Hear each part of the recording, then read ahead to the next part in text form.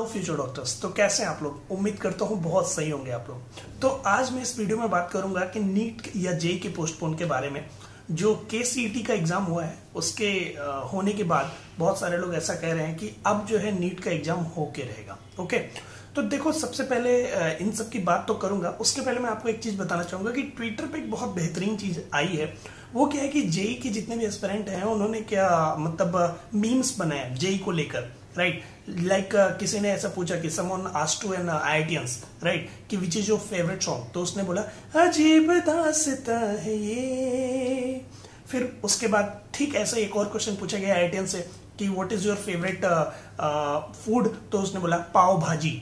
मतलब सब में क्या कर रहे हैं, वो जेई जेई जोड़ रहे हैं। तो कुछ बच्चे ऐसे हैं जो मजे लेते जा रहे हैं। ओके, तो कुछ किसी और ने पूछा कि योर फेवरेट पॉलिटिशियन, तो बंदे ने बोल दिया ममता बनर्जी। ओके, तो ममता बनर्जी, तो जेई का मजा ले रहे हैं बच्चे। तो आप भी जाके और ट्वीटर्स देख सकते हैं, बड़ा मतलब बहुत मजेदार है, मैंने देखा। और साथ ही साथ मैं अब टॉपिक पे आता हूं।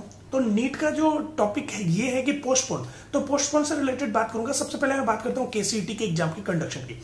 तो केसीईटी का जो एग्जाम कंडक्ट हुआ उसमें बोला जा रहा है कि 60 लोग ऐसे हैं जो कोविड है, मतलब कोविड पॉजिटिव है। सॉरी, कोविड नहीं, कोविड पॉजिटिव है। तो सबसे पहले मैं आपको ये बता दूं, सिर्फ 60 का डेटा, वो भी 1.94 लाख में बहुत कम लग रहा है, डेटा छुपाए गए। दूसरी बात मैं आपको ये बताना चाहूंगा कि आपको पता है 1.94 लोग जो आने वाले थे, 1,94,000 लोग जो एग्जाम में बैठने वाले थे, उसमें से सिर्फ और सिर्फ 1,47,000 लोग बैठे। मतलब अटेंडेंस कितनी थी? 75% की। यानी कि 25% बच्चे ऐसे थे जो कोरोना की सिचुएशन से, खतरनाक सिचुएशन से डर के एग्जाम देने नहीं है। अब सवाल ये उठता है कि अगर एग्जाम केसीईटी का एग्जाम उस समय होता जब सिचुएशन बहुत ही नॉर्मल होती, तो बाकी के 25 बच्चों में से एटलीस्ट 20% बच्चे, मतलब 25% बच्चों में से एटलीस्ट 20% बच्चे जो है वो एग्जाम देने जरूर आते। तो इस डर से उनका एक साल पूरा बेकार हो गया, राइट। अब वहां की गवर्नमेंट की जीत थी कि हमको एग्जाम कराना, उन्होंने कंडक्ट कराया, राइट। और साथ ही साथ में मैं बात करूं काहे का एसओपी यार, ऐसी कौन से तुमने सोशल डिस्टेंसिंग का पालन करा लिया? बहुत सारे इमेजेस हैं जिसमें आप देखेंगे कहीं भी सोशल डिस्टेंसिंग का कुछ भी नहीं है। तो ये सिर्फ कहने की बात है। अब सवाल उठता है लोग केसीईटी को नीट से कनेक्ट कर रहे हैं। तो देखो सबसे पहले मैं बताना, अगर सपोज ये आपका केसीईटी है, ध्यान से समझो, ये केसीईटी है तो ये नीट है। सर ये वाली उंगली मत दिखाओ, अरे मैं बता रहा हूं, समझो बात को मैं क्या कर रहा हूं, राइट ना। तो देखो सिंपल सी बात है यार, केसीईटी कैसा है और नीट कैसा है, ठीक वैसा ही कि जैसा मैं क्रिकेटर हूं। तो लोग बोले यार तुम किस लेवल का क्रिकेटर खेल सकते हो, तुमने कहां तक क्रिकेट खेला है? तो मैंने बोला घर तक, हाँ है ना, या मैंने बोला गली तक, हाँ है ना। मगर मैं कभी भी सचिन तेंदुलकर को जाके एक नेशनल लेवल पे जो चीजें होती हैं उसको उसके उस नेशनल लेवल पे और मेरे लेवल पे बहुत फर्क है। सेम कॉन्सेप्ट यहां पे है कि भाई ये एग्जाम जो हो रहा है वो कहां पे हो रहा है? स्टेट लेवल पे हो रहा है। और नीट का जो एग्जाम है वो कौन सा एग्जाम है? वो नेशनल लेवल का एग्जाम है। अब देखो इंडिया में वेरियस स्टेट है, अब वेरियस स्टेट है, हर जगह देखा जाए तो सिचुएशंस अलग अलग हैं। कोविड की सिचुएशन हर जगह आप देखेंगे अलग अलग है, राइट ना। जैसे फॉर एग्जाम्पल महाराष्ट्र में सब बॉम्ब हो गया, राइट ना, एकदम खतरनाक मतलब कोविड सिचुएशन है। इवन मेरे बिल्डिंग में कोविड पॉजिटिव पाए जा रहे हैं, राइट ना। मेरी बिल्डिंग में कोविड पॉजिटिव है, अभी भी है। ओके, तो सवाल ये उठता है कि प्रॉब्लम तो है दोस्त, प्रॉब्लम को आप छुपा नहीं सकते। ओके, अब उसके पहले मैं आपसे थोड़ा सा एक चीज बताना चाहूंगा। एक न्यूज है, वो न्यूज क्या है कि जो गल्फ कंट्री है, गल्फ कंट्री के जितने भी बच्चे होते हैं इंडिया के, राइट, वो वहां पे रह रहे हैं, मगर उनको एग्जाम देने आना था नीट का, कहां पे? इंडिया में। तो ये कह रहे हैं कि यार ट्रेवलिंग ऐसे सिचुएशन में पॉसिबल नहीं है कि वहां गल्फ कंट्री से यहाँ पे है, तो क्यों ना सरकार ऐसा करे कि गल्फ कंट्री में ही उनके लिए सेंटर अरेंज करे। इसके लिए सुप्रीम कोर्ट में प्ली यानी याचिका दायर की गई है। और उनका कहना ये भी है कि देखो यार इस डिजास्टर कंडीशन में अगर आप एग्जाम कंडक्ट नहीं करा रहे तो ये ज्यादा अच्छा होगा। वो ये कहना चाह रहे कि यार एग्जाम ही कंडक्ट मत कराओ, ये जब तक ये डिजास्टर सिचुएशन चल रही है तब तक मत कराओ, उसके बाद कराओ। यानी उनका कहने का मतलब है कि पोस्टपोन कर दो। अप्रोक्स 4,000 पेरेंट्स ऐसे हैं जिन्होंने सुप्रीम कोर्ट में ये याचिका दायर की है।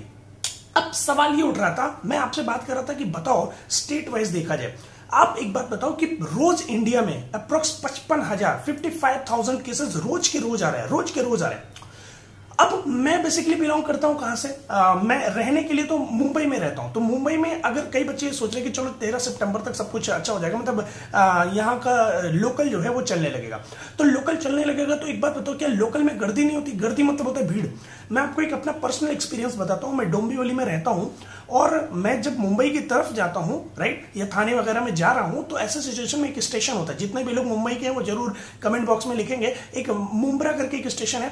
डोंबिवली से जाते समय मुंब्रा जब तुम जाओगे, ऐसी खतरनाक गर्दी होती है, इतना खतरनाक भीड़ होता है, और उसमें भी बंदे ना ऐसा ऐसा मुक्का मारते हैं, ऐसा ये मुक्का ऐसा ऐसे मारते हैं। एक बार तो मैं ऐसा खड़ा था, पीछे से एक मुक्का मारा, अच्छा पीछे देखो तो पता चलता है कि सब सावधान खड़े चुपचाप, पता ही नहीं चलता मुक्का किसने मारा, राइट ना, ऐसा मौका देख के चौका, यानी कि मुक्का मार देते।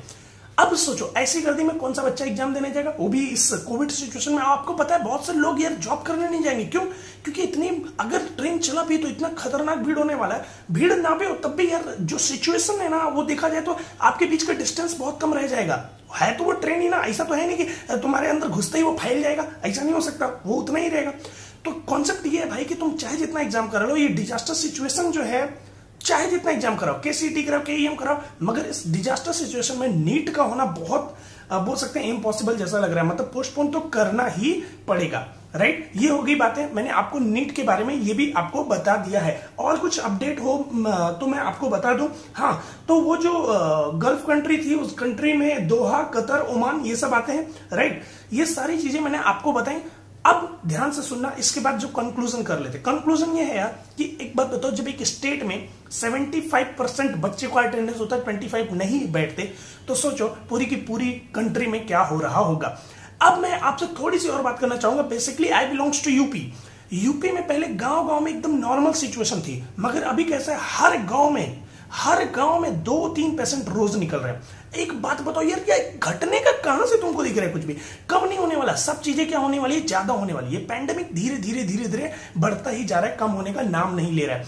तो ऐसे कंडीशन में अगर तुम सोच रहे हो कि एक नेशनल लेवल का एग्जाम हो जाएगा, तो ये बिल्कुल भी गलत है। मुझे नहीं लगता कि नीट जो है होना चाहिए, राइट ना, ये मेरा ओपिनियन है। और इस बेसिस पे जो रिपोर्ट्स कहती हैं, जो प्लिया दाखिल किए जा रहे हैं, राइट। अच्छा, कुछ लोगों का ये भी कहना है कि यार हाई कोर्ट में वहां पे दाखिल किया गया, सर कुछ नहीं हुआ। तो देखो, हाई कोर्ट का वो ड्यूरेशन कम था, राइट ना, 1 हफ्ते 10 दिन के याचिका में आपने सुनवाई कर दी, सब कुछ कर दिया। मगर यहाँ पे पहले से ही इतना पैनिक सिचुएशन चल रहा है, राइट, कि पोस्टपोन करो, राइट। तो इस बेसिस पे क्या आपको पता नहीं कि स्वास्थ्य मंत्रालय क्या सोचता होगा हम लोग के बारे में? वो भी जानता होगा कि क्या सिचुएशन है।